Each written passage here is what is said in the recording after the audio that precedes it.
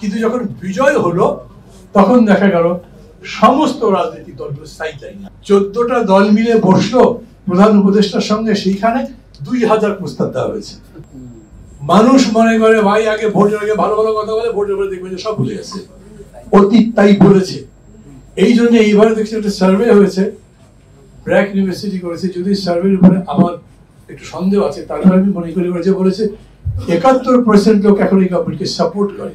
ওটা 71 না হয়ে 61 হতে পারে, কিন্তু সাপোর্ট করে মানুষ তাদেরকেই। এই যে পুরো আন্দোলনটা হয়ে গেল, চিন্তা করেন 15 বছর ধরে রাজনৈতিক দলগুলো তো আন্দোলন করেছে, কিন্তু যখন বিজয় হলো তখন দেখা গেল সমস্ত রাজনৈতিক দলগুলো সাইডলাইনে আছে। বাংলাদেশ একটা ইউনিক দেশ।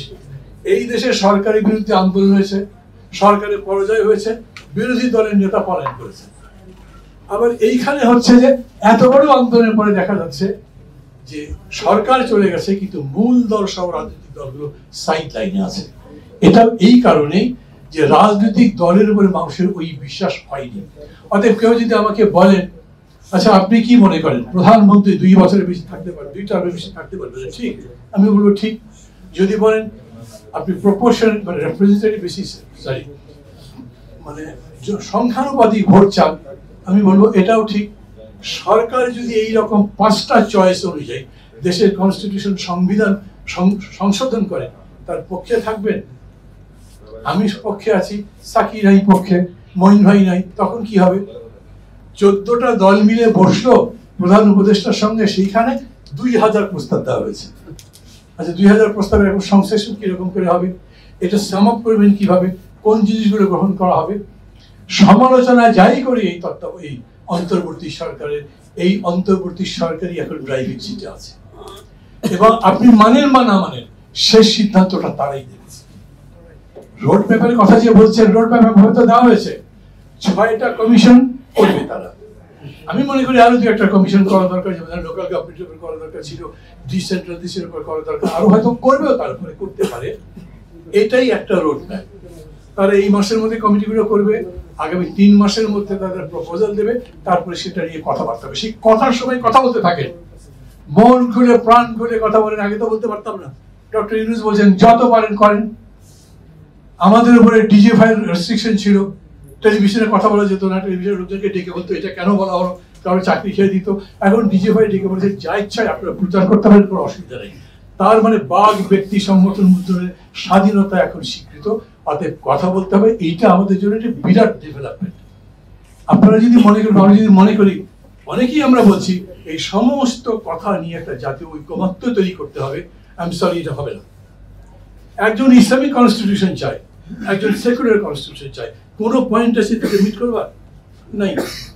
তাহলে কি করবেন? একজন বললেন জাতীয় সঙ্গীতবদ্ধতা হবে, সাথে সাথে অন্তর্বর্তী সরকার বলেছেন না, এই সমস্ত বিষয়ে বিতর্কে আমরা জড়াতে চাই না। যখন অন্তর্বর্তী সরকার বললেন তখন বিতর্কটা নিভে গেল। কিন্তু যদি এটা চাঙ্গা রাখতেন, চলতেই থাকতো, তাহলে কি হতো? বাড়তে থাকতো এবং শেষ পর্যন্ত হয়তো একসাথে করা যেত না। এইরকমই হবে যে যে সংশোধনী আমরা চাই, সংস্কার চাই, তার কথা চলতে থাকবে। তারাও সবার সঙ্গে ডিসকোর্স করবেন, সবার সাথে কথা বলবেন, শেষ পর্যন্ত যেটা সঠিক সেই সিদ্ধান্ত নিতে হবে। গণতন্ত্র কি? আমরা বলি না রুল অফ মেজরিটি, সুন্দর কথা, কিন্তু রুল অফ মেজরিটি তো রঙও হতে পারে, মেজরিটি ভুলও বলতে পারে। কোপার্নিকাস যখন বললেন যে পৃথিবী সূর্যের চতুর্দিকে ঘোরেও, তো ফাঁসি হয়েছিল, কিন্তু হি ওয়াজ রাইট। এরকম হতে পারে আজকে একটা সংশোধনীর কথা আমি বললাম এটাই ঠিক, আপনারা কেউ আমার সাথে একমত হবে না, তবু তো আমি ঠিক যদি সত্য হয়। আজ না মানেন 5 বছর পরে মানবেন।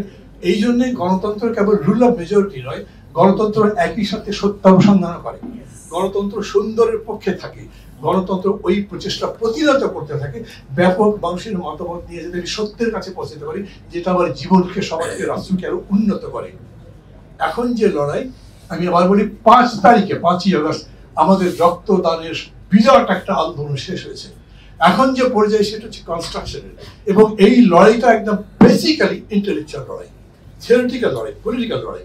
এই লড়াইয়ের মধ্যে আপনি যুক্তিতে আসবার চেষ্টা করবেন প্রত্যেকটা রাজনৈতিক দলের কাছে। বিশেষ করে আমি এই জন্য অ্যাপিল করতে চাই, আপনারা এগুলোর উপরে আরো কথাবার্তা বলেন, বেশি কথা বলেন, খেয়াল করেন, বোঝেন কোনটা করলে আসলে এই দেশে একটা গণতান্ত্রিক রাষ্ট্র তৈরি করতে পারি আমরা, কি হলে একটা মানবিক রাষ্ট্র হয়, কি হলে জনগণের কল্যাণ নিশ্চিত হয়, কি হলে আমরা যা আকাঙ্ক্ষা করি নতুন বাংলাদেশ সেই রকম বাংলাদেশ তৈরি হয়।